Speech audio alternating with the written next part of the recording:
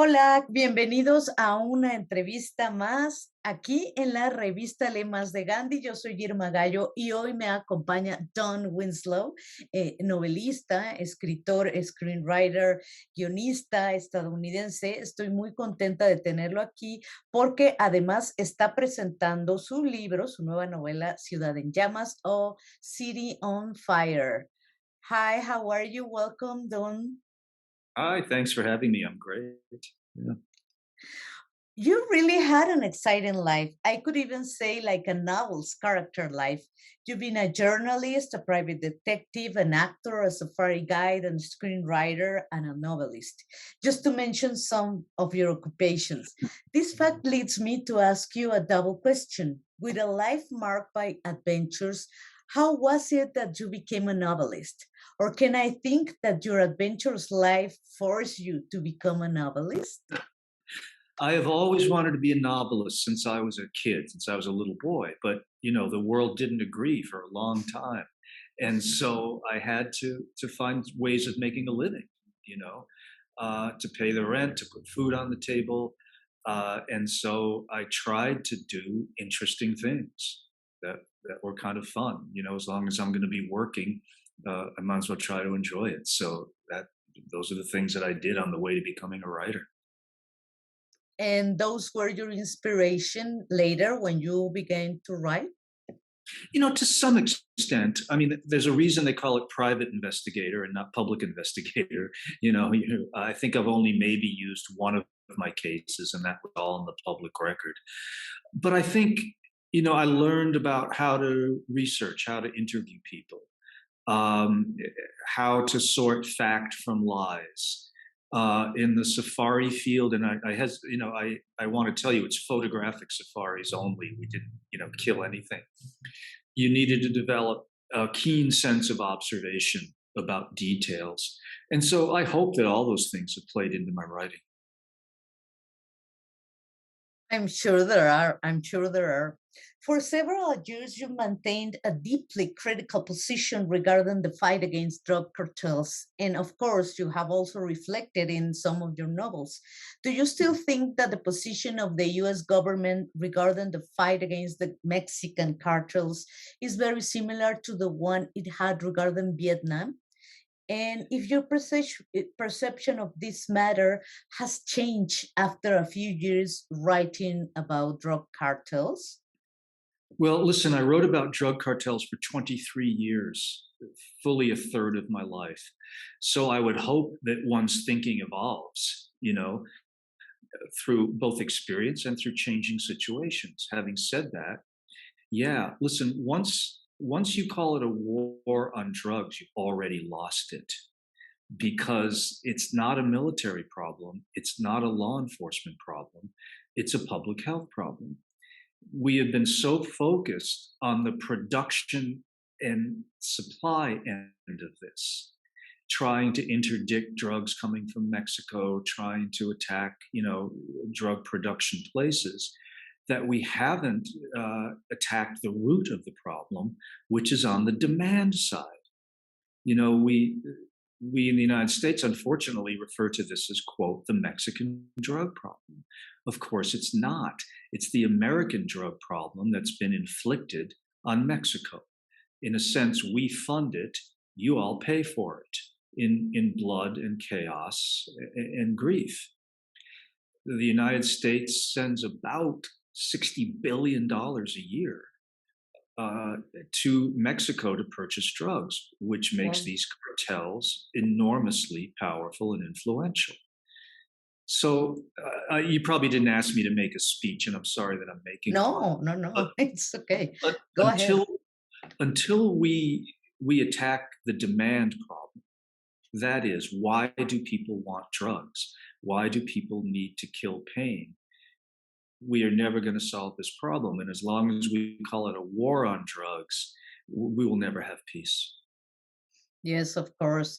And do you think US government is treating this, is facing this like it faced the Vietnam War? Well, I don't think the parallels are exact, you know. Uh, and of course, governments changed during this. So the war on drugs starts with Nixon, and it was a very cynical kind of operation to deflect attention from other problems, and also to use it as a way to attack minorities and protesters here in the United States. When we got up to the Obama administration, I think that they were late addressing drug and border issues, but they got there, and we started to make some progress, which of course came to a screeching halt in 2016 with the Trump administration, who wanted to reverse all that and go back to the old way. Uh, since the Biden presidency, we're starting to make some progress again, but of course, it's slow.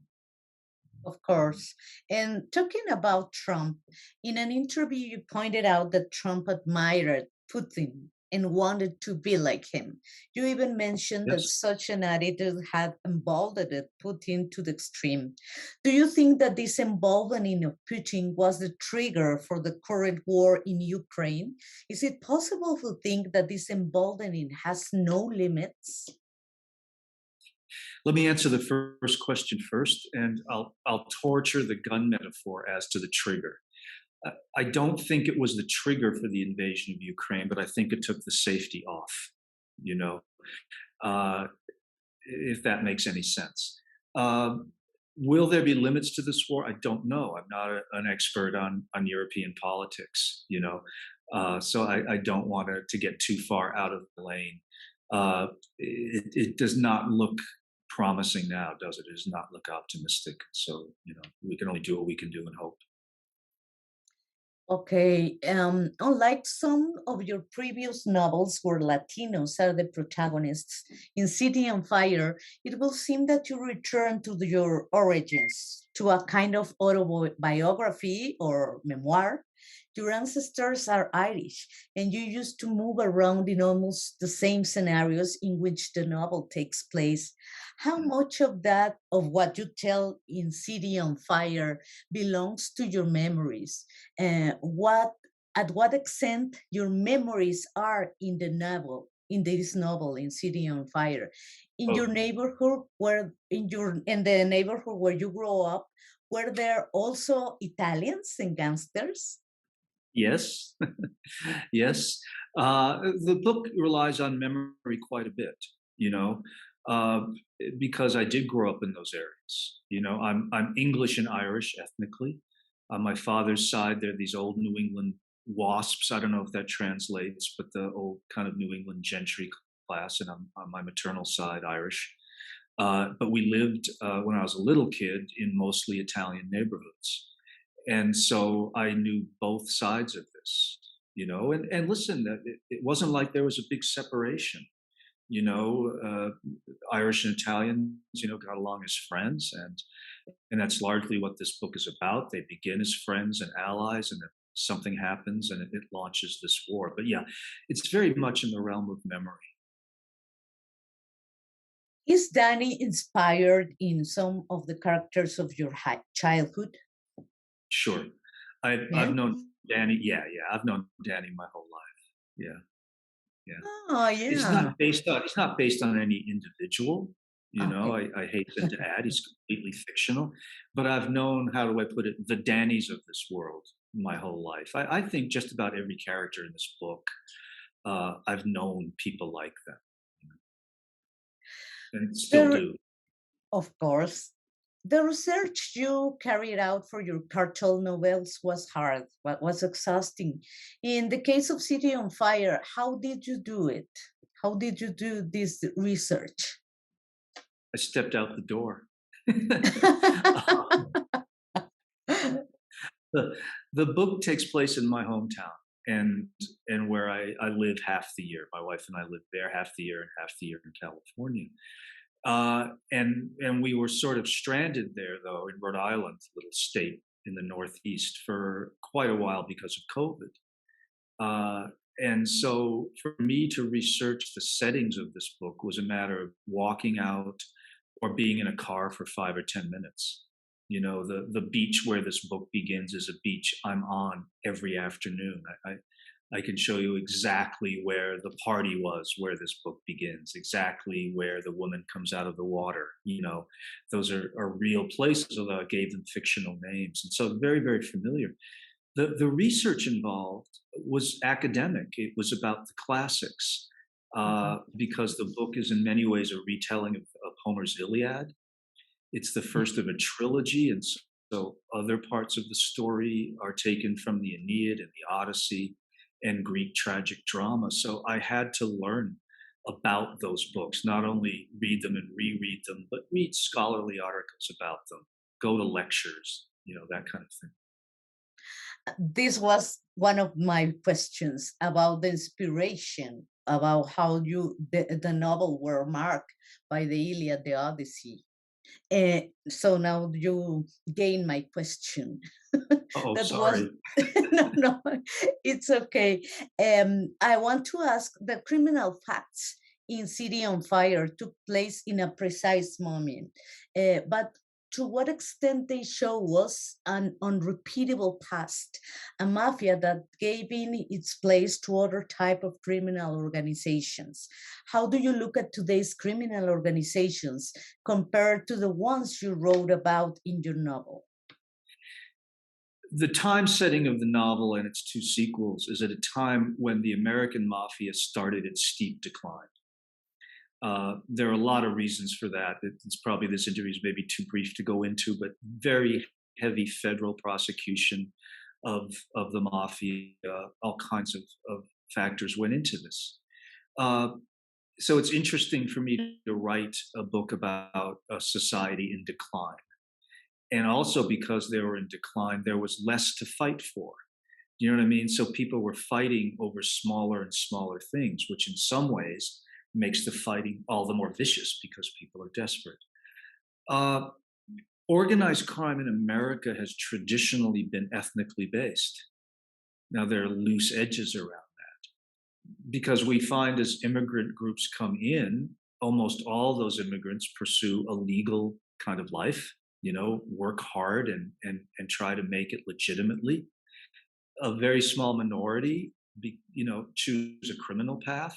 And that was true of the Irish mob. It was true of the Italian mafia. It was later true of the Russians. It's true. This always happens. But I hasten to point out that there's criminality among the original establishment as well. That if we look at the power structure in America, I would argue that some of that is criminal in the way that banks are manipulated, and stocks are manipulated, and government manipulates, for its own good. So while you can say historically it's ethnically based, I think it's a bigger issue than that. Yes, of course. And the violence has escalated, no? In these new criminal groups. Yeah, and I think that that's a worldwide phenomenon. I think that across the board, we've become more inured to violence. The sort of rules that used to apply about violence seem to be off the board. So, I think America has a very specific problem with violence in terms of gun violence. Uh, but I think that the escalation of violence is, unfortunately, a global phenomenon. As a writer, do you feel you have some kind of responsibility? I don't know how to say. Uh, as a writer, you believe you have some kind of, I don't know, duty with the people who read your books to tell them this is what is happening. You have to be aware of what is happening. You have to take care of yourselves. Uh, I'm thinking about the youngest of your readers. Mhm. Yeah, look, I don't think it's necessarily a writer's responsibility to do that. I think it's perfectly legitimate just to write an entertainment book, and write it well. And that's a writer's responsibility. Having said that, because of the topics I've written about, because they're so close to reality, I do feel a responsibility um, to inform. and to show people these worlds in maybe a way that they would not have otherwise thought. I think what a novelist can do is get beneath the headlines. Yeah. So it's one thing to talk about, I don't know, illegal immigration as a headline. It's another thing if I can take the reader on a journey with a 10-year-old boy coming up from Central America. It's one thing to have the opioid crisis as a headline. It's another thing if I can take the reader along with a 20-something female heroin addict, because I think after that, the reader can't help but look at those things a little differently. And I think that's the power of fiction, where we're allowed to invent an interior life for characters, thoughts and emotions that the reader can relate to. Oh, that's great. That thing you just said is great. And finally, I would like to know what kind of story will you offer us? How long will the journey of your characters of City on Fire will be? Will they reach this time, our days? Yes, this book comes out next week. The second volume comes out in exactly a year after that, and the third volume a year after that. So I'm going to be following Danny through the next 15 or 20 years of his life as he leaves Rhode Island and goes elsewhere. And we'll be following all the other characters to resolutions. So we expect Danny for a long time. You'll We be with expect- Dan if you choose to be. You will have Danny for quite a while. Yeah. Thank you so much, Don Winslow, for this interview. Thank you so much. I appreciate your time. Have a lovely day. Thank you. Y a todos los que nos ven ya pueden conseguir Ciudad en Llamas de Don Winslow en nuestras librerías Gandhi. Muchas gracias. Hasta pronto. Chao. Bye bye. Thank you very much. That was great.